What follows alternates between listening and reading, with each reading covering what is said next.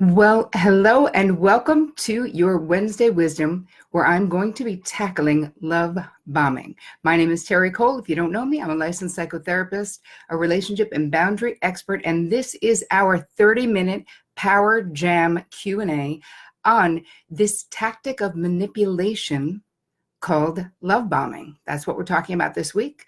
So come on in, say hello when you get here. Let me know that you're here. Drop a little comment, drop me a little emoji saying hello. We're live on Instagram, we're live on Facebook in two places. So if you are just coming in, please say hello so I know that everything is working. And feel free, if you would like to spread the love, you know what to do. If you have any people in your life who you think have been love bombed, which actually means someone attempting to or successfully manipulating you with being overly loving and overly giving and sort of perfect when you first meet them, but really it's too much too soon. If anyone in your life could use that, please share the love. Spread the love, spread the mental health love. That's what we're doing. So I would love that.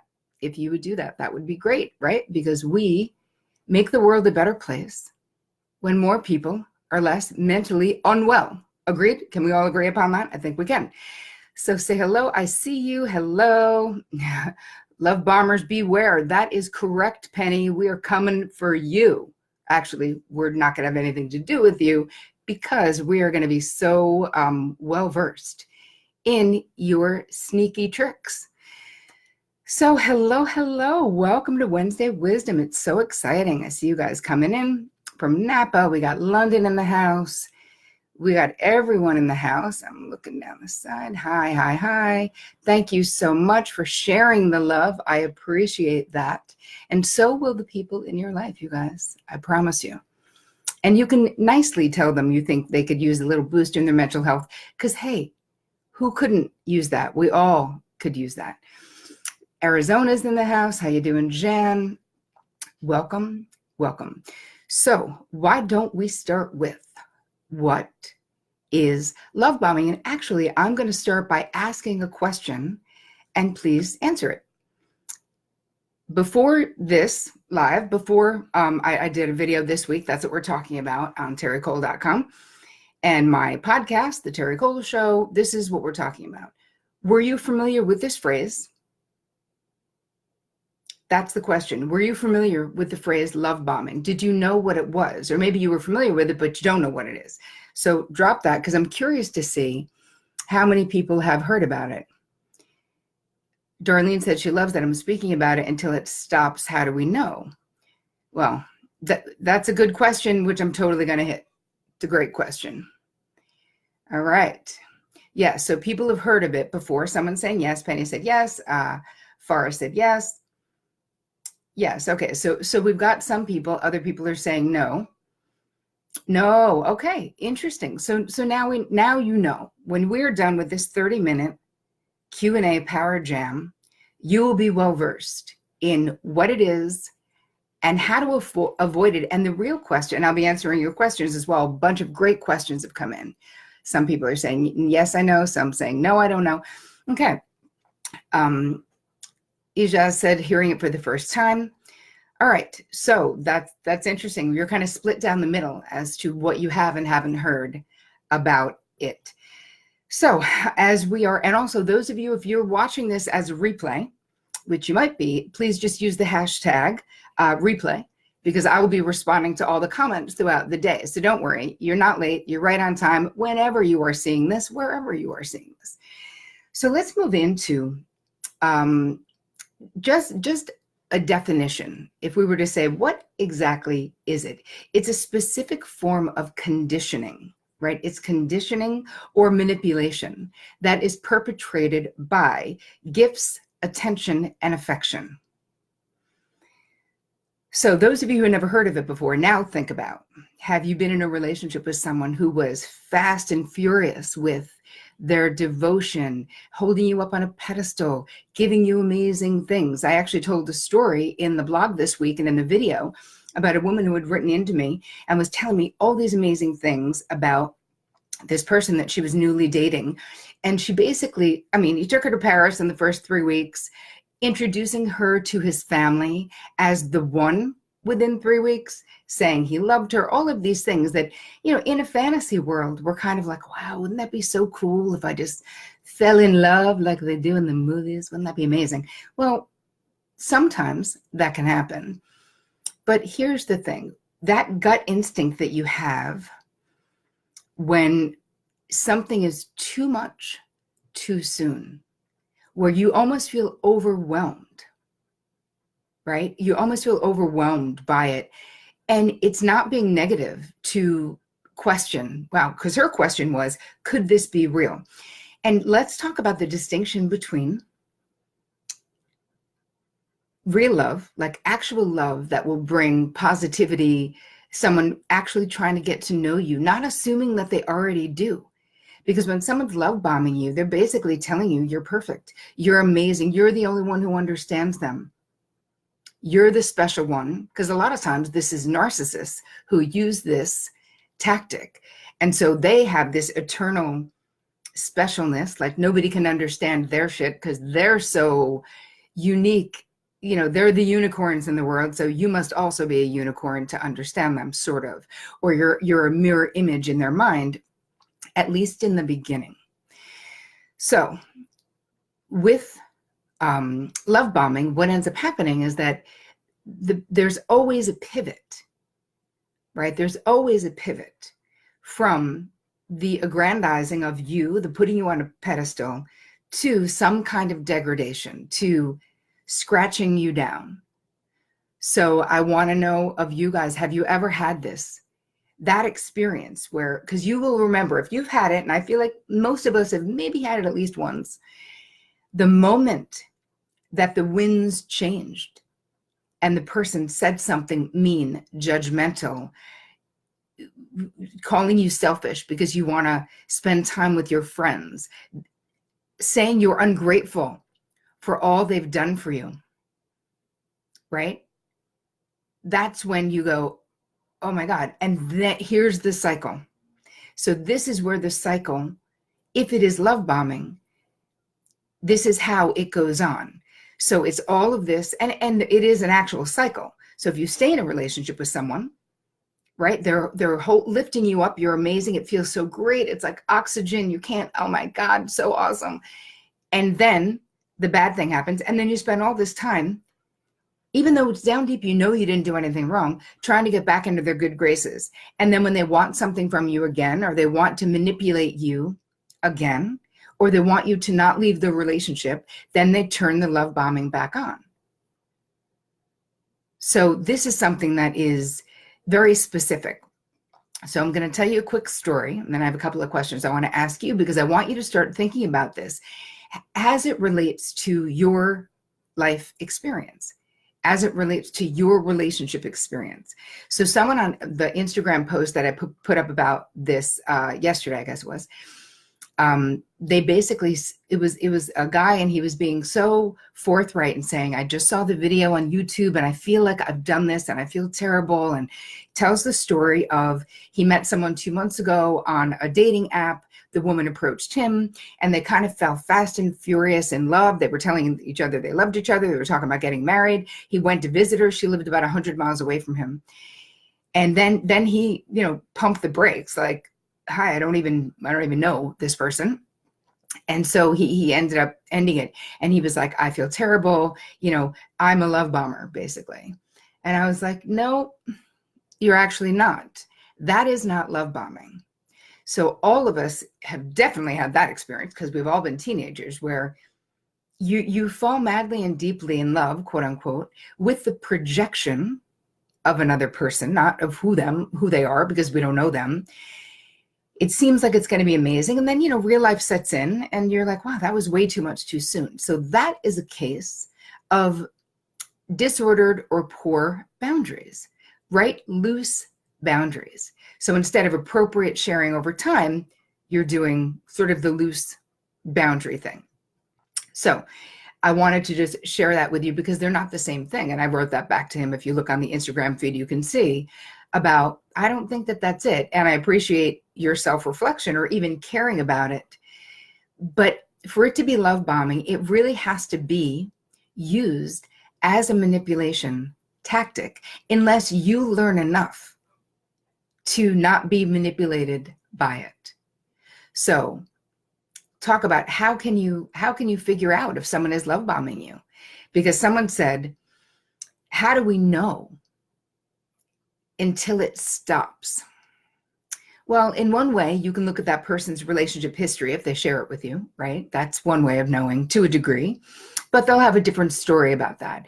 How do you know if it's love bombing, if it's too good to be true? Well, you can lightly pump the brakes. You can say, hey, this is great, but I feel like we can slow it down a little bit. And the moment you push back, if the person is love bombing you, there will be an angry response. They will withhold affection, attention, love, quote unquote, from you. So this is how you know. The moment you're not going along with this narrative that they're creating, and it can be overwhelming. So I don't want you to be ashamed if you have gotten sucked into this, because lots of people have. Jen is saying, my soon-to-be ex told me that he wanted to grow old with me in the first months of dating. He wasn't even properly divorced yet. Yes, Jen, that is definitely love bombing. Someone inviting you to a wedding 10 months away, like a destination wedding in like Australia, that's love bombing, because that doesn't make sense, right? Well, I love you too, Rocket Queen. Thank you. That doesn't make sense, right? What are we doing? How are we knowing what will happen in 10 months from now? So that's an important thing. 2 weeks, lovely rest. So always like to get into a circle. Someone is saying he did all of them. Then the discard phase came 1 year later. He was also bipolar. I feel you, Ezra. I didn't know. Is there any similar traits between narc and bipolar personalities? Yes, there are. Yeah. And actually, I'm going to be doing something on that. So I'll talk more about that then. I'm going to hit some of the questions that have come in so that I can get to them. One of them that came in here is, how will you differentiate between true love and possession? So I would use the word obsession. And actually, I did a video a couple years ago on this, because they can feel quite a bit alike. But they're different, because here's the thing with true love. True love doesn't feel compelled to own you, or you don't feel compelled to own them. And I won't say that there's no jealousy, because someone said, is there jealousy? Because there's a lot of relationships that I wouldn't categorize as unhealthy or crazy, bad, and there is jealousy, right? A little bit of jealousy. Some people, this is part of the spice of the relationship. Personally, me, I got this much tolerance for it. None don't like it. I don't, that doesn't feel loving to me at all, right? It feels just weird. Like, I'm with you because I want to be, not because you're afraid I don't want to be. I don't know. Jealousy is something that can become very, very toxic in a relationship very quickly, which we don't obviously want. So the difference is that obsession or possession, as Ijas asked, is that real love develops over time in an appropriate time frame. And sometimes you can have, I knew I was in love with my husband in the first 3 weeks that we got together. We said, I love you. Some people would say that's crazy, but I knew, because I had not ever felt that way before in my life in a real way. And his history was not one of a love bomber or of like a gigolo. You know what I mean? All right, move on to questions. I've listened to the love bombing video and had a question. I was married to a narcissist for 10 years, and he was love bombing over and over, right? So she's describing the cycle of love bombing to keep me in the relationship? Is it possible for someone to use love bombing as a pattern of behavior because of living it, meaning she's now afraid that she's doing that? I've done a lot of work, and looking at my relationship now, I can see that I like to do little things, leave notes, give cards, bake cookies, etc., which I attributed to my love language. About a month ago, I got mad thinking, why isn't he telling me how he feels? Because in the past, I was on a pedestal during the love bombing phase, right? After a couple of weeks, I questioned, am I love bombing him? How would I know? I didn't think I was doing it for any other reason but to let him know I was thinking of him. All right, Mercedes, here's my 2 cents on this. There's 2 things going on. No, I do not think that you are love bombing. Because again, love bombing is more of a malevolent, more of a dark desire to control and manipulate. Now, what you're not doing is talking about your needs and desires. So if you need more verbalization from the person you're in a relationship with, you might be using your love language, which is, acts of service, I guess, or affection.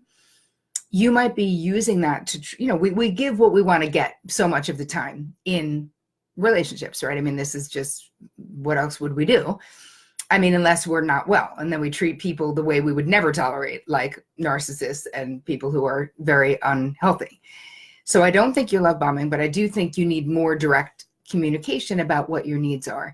Even if you're just saying, when you tell me how you feel about me, it really makes my day. It really makes me feel cared about and thought of, and it's important to me. And you may not be that verbal, but it is important to me. So I'm just telling you that because I haven't said it. And, I show how I feel about you more in acts of writing you notes and making you cookies, but I also really like verbal affection. So I'm just telling you that.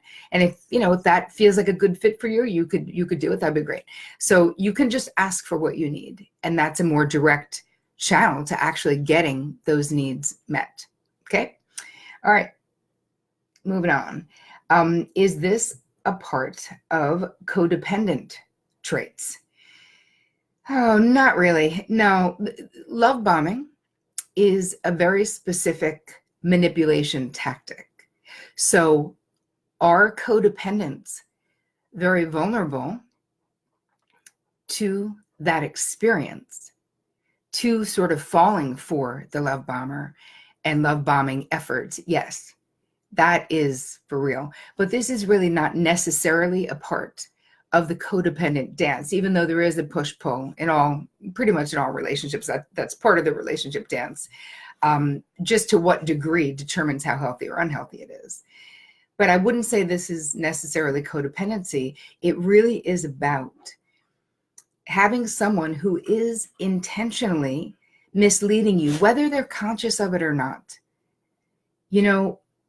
I feel like with people who are narcissists, so much of the time, they really don't know it. They're just trying to get their needs met.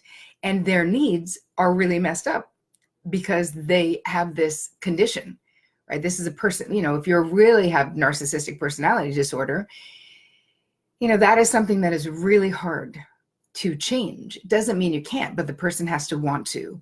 And it's more likely with narcissists that they never think it's them. They always think it's you, that you're doing the wrong thing. So other things to look out for is they're starting to pivot.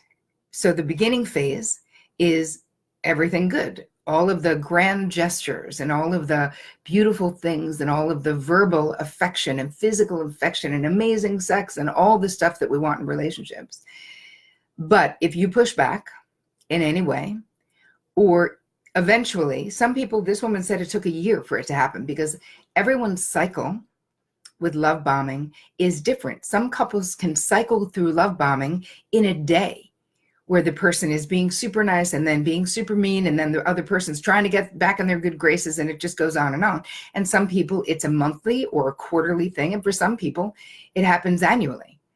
But it takes a long time to get back into someone's good graces. And especially if you don't know what's going on and you are a codependent or a people pleaser or someone who's always seeking approval, it can be really difficult to hit the pause button for yourself. It's not just in the relationship.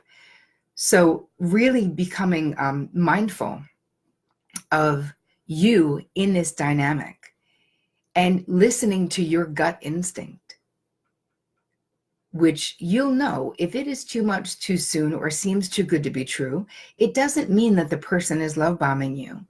And if they're not, and you put the brakes on a little bit, they'll be like, I fully understand that. Not a problem. I'm patient. I'm willing to wait for you or whatever, right? If they're not love bombing you, they're not going to be like, why are you putting on the brakes? You're selfish. You're ungrateful for everything I've done. Like those are the things that you'll hear from someone who is basically moving into the discarding phase. And discarding doesn't have to mean that they necessarily break up with you. It can just mean that they're moving into the phase of now, instead of them pouring the love on you, they're going to be withholding that love or being actually outwardly aggressive and negative towards you, verbally abusive, so many things. Forrest said another red flag in the love bombing stage is not accepting no when you say no. Oh, such a good point, Forrest. Pushes the limits to get their needs met. Yes, it's unbelievable when someone is love bombing. Thank you for that, Forrest. That was such a good point. It's unbelievable how they will have this selective perception, we call it, or selective memory about what happened. And you can just never win. They'll be like, we agreed to this. You said you would go on a 30-day cruise to wherever the hell with me. Like you said that, even if you didn't. And when you say, I actually didn't, they're like, are you calling me a liar? And now we're really moving into the nitty-gritty of that middle phase. And then the last phase is sort of like the reconciliation, where we're going to bring it, we're going to bring it all back up. They're rejecting you, discarding you, and then we move right back into, especially if you actually threaten to leave or leave, then all things they will move mountains to get you back. Oh, good question. What does covert love bombing look like? Listen, just like covert narcissists, they're still narcissists. So covert love bombing is still love bombing. It's just done with less fanfare. It's less flashy, but it's still the same, because it's still the implication that we will be together. Like I have plans for us to be together in many months from now, or in years from now, or we should look into, with a woman whose biological clock might be ticking, because I had a client like this who got sucked into a situation like this, where the person was like, I can't wait to have a baby with you. I've been waiting my whole life for that, like saying absolutely everything that would be this person's fantasy that someone would say to her. And she kept being like, could it be real? And listen, even as a psychotherapist or a, psychotherapeutically based coach, you don't want to be like a super downer on people's parade, right? I'm always like, I don't care who the client is, what group I'm leading, I'm always like, listen, this is happening quickly. And if it's real, it will be good in 6 weeks from now or 6 months from now, especially if a client is doing something permanent, like I'm moving, well, their lease is up, and so they're going to move into my apartment. I'm like, oh my God, please don't do that, because now you're really trapped in a situation. So as tempting as that is, there's something about that process that your gut instinct is going to be telling you, this is not right. So what other, and I'm going to ask you, because a lot of you know quite a bit about this, what other red flags do you know of that can alert you that perhaps you should be looking out for the way this person is behaving? What other red flags can you people think of? Share with me. Tell me. I want to hear what you think or what you've experienced, because so many people are commenting on this topic is basically going viral, because people are just like, wow, I didn't even know it was a thing. but I've certainly had that experience. My first red flag is about the too much too soon feeling. If you push back at all, the second thing is looking at the pushback. If there's any pushback from you, they're offended. They're pissed off. One of the quick emotional positions they'll take is that you are ungrateful after everything they've done for you. How could you be going out with your friends on a Wednesday night? Like making a huge federal case out of basically nothing, simply because you're not doing what they want to do. Because here's the thing, when someone is love bombing, they don't have the capacity to care about you, right? They really don't, because they're caring about themselves. And that's the only thing, they're getting their need met, whatever that is.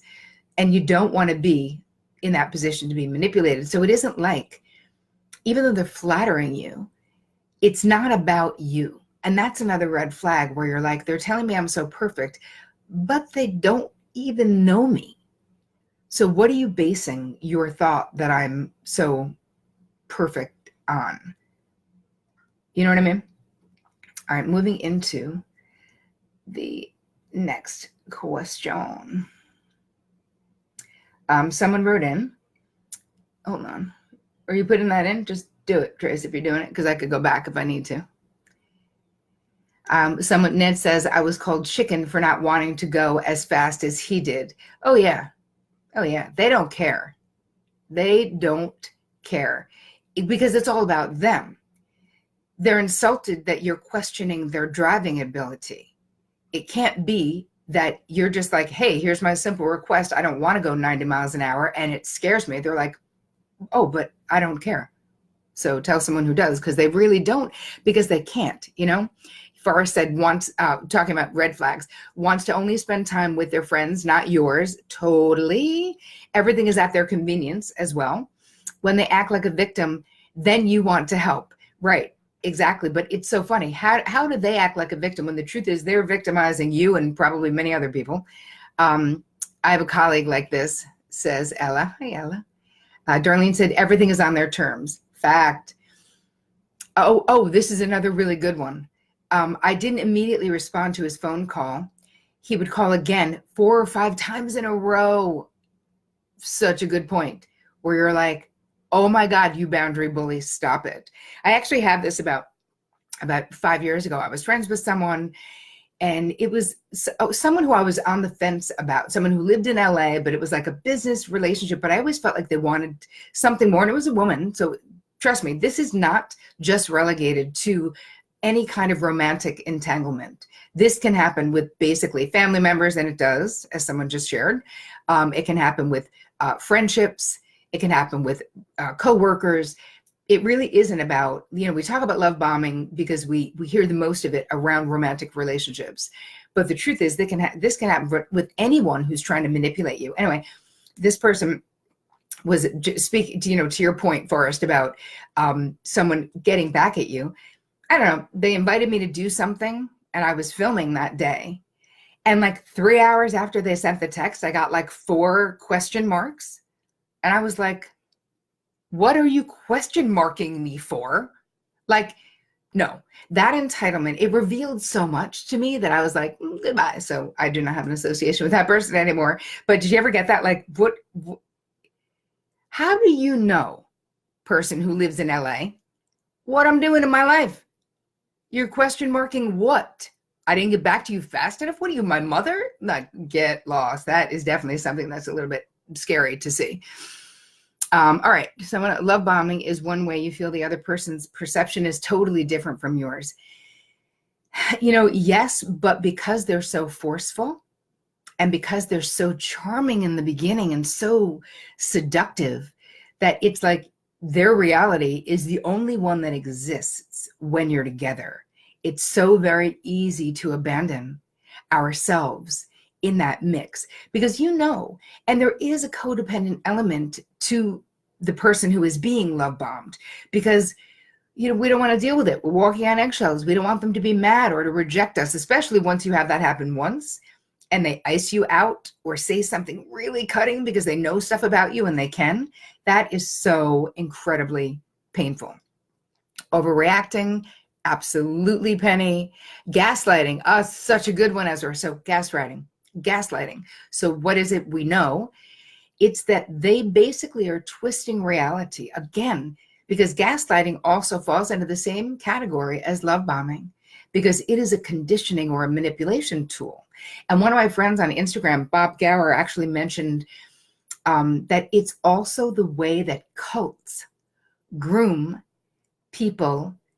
They see people who are ripe for this happening, and they groom them with love bombing, with "we love you" and you're a part of us and all of this stuff. And that is a manipulation tactic there.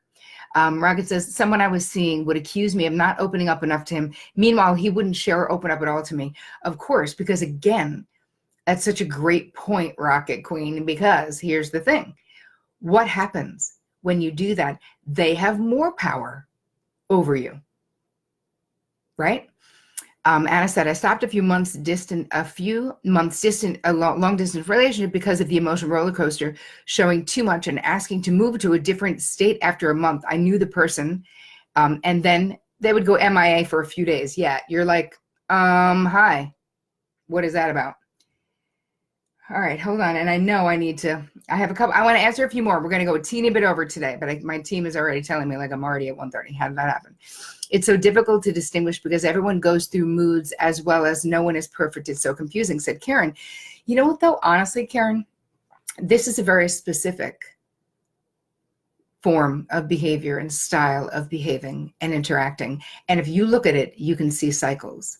So if someone is a moody mother, that's one thing. But if someone goes from aggrandizing or putting you on a pedestal to then degrading you and crashing you down and saying terrible things about you, or using things that you've told them against you, embarrassing you, humiliating you, even if it's just the two of you, someone mocking you, imitating you, these are all ways. That's not just someone being moody. That's someone who is not well. Right? That is someone who is willing to do anything to retain or regain control of you. And Heidi said, hi, Heidi. Can't that also be an insecure attachment style when they call constantly and not necessarily love bombing? Yes, but we have to look at the other points though, Heidi. Calling constantly, that could be, of course, that's where, and you know it already, where boundaries would come in. You say, my phone is off at work. So you can keep calling, but I can't pick up because I'm not, whatever it is. Like there's a way, and you know how to do it, to draw boundaries. We're looking at all of the elements put together. So calling, and it's not just calling because they're insecure. It's like enraged that they called and you didn't pick up, right? That they called and you had the audacity to be working at work. Alice says they forget about the arrangements they made with me, but if I call in to warn that I'll be 5 minutes late, there's a massive put down bomb. It's so true. It's like a small infraction. And also you can't give them an inch, because if you admit like, hey, I'm just letting you know, then they're like, yeah, because you don't care, because you're selfish, because you're doing something else more important than this. Alice said all sorts of blackmailing and threatening. Oh yeah. And that can be indirect as well. All right. Hold on, I'm moving. Oh, another red flag. The person love bombing, triangulating, so your friends think they're incredible. Then your friends convince you to be with them. Oh my God, Leah. Yes. Befriending your friends. Impressing your mom. Like wanting to get in with your family. That is scary. Yeah, I definitely had that experience. It wasn't a romantic relationship, but it was another work relationship that was frightening. Let's move into, I think this will be the last one. I realized the week after we married, but felt that I was stuck because I was an alcoholic. The love bombing completely stopped when I quit drinking 34 years ago. Then everything changed. Is it typical for people with addictive personalities to fall for this personality type? Yes, Kath, it is. I'm going to tell you why. Because your senses, your antenna is numbed. It's dulled. Because of the addiction. When you're addicted to anything, literally nothing comes above the addiction. You know what I mean? Like even the relationship, you could see these red flags, but be like, I don't even give a shit because it's 5 o'clock somewhere and I'm just going to get my drink on and that's what I'm doing. So that there's something about almost being asleep at the wheel in our own lives because of this. Oh my God. Forrest said, I made a mistake one time and was ghosted for 6 days. Once I said goodbye, I got an immediate call. Of course. Tina said, do you offer one-on-one therapy? I do not offer one-on-one therapy, but I have a beautiful boundary course coming up that women can join. Yeah, so that's how you can work with me. And I also have a community that will be opening up again for the public. So that's another way that you can work with me. But I don't have a one-on-one practice because I couldn't do all this stuff if I did. Okay. Last one. Daisy says, my mother-in-law offered to help with our car repair right after I wrote her a letter calling her out for her covert abuse. I don't trust it. Oh, no, don't. I always say, please do not take money from this person. Even if you really need it, find another way because it isn't free. And you are silently agreeing, right? You're agreeing to the terms, which is like, I will put up with your bullshit because you gave me $1,000 or 500 or whatever the hell it is, you know? So you guys, this is amazing. Thank you so much. Again, if you're here later after we're not live anymore, please just put replay in your comments so that I know. I'm going to go back through and any of the comments I didn't get to hit on either Instagram or any of the Facebook places because we are in all the places. Thank you for all the hearts. You're so sweet. I appreciate it everywhere. Thank you. Thank you. Yes. I don't think you're love bombing me. I think you are being sincere. I'm just telling you that. It's the truth. I want to say thank you so much for so many of you hanging out today for our 30-minute power Q&A jam. And I will be back here, same time, same Terri channel, next Wednesday at 1 p.m. Eastern Standard Time. And if you have any ideas of things that you want me to cover, please feel free to drop it right in anywhere that I'm talking about this, feel free to just drop your ideas right there because I love to know what you are thinking and how I can add value to your life because as you know, you are it for me. You are my Dharma. This is what I'm doing in life is hopefully adding value to your life. So thank you, thank you, thank you. I'm going to end it now and I will see you on the interweb, my lovelies. Here we go. Hi, Nancy McLeod. I'm sorry I missed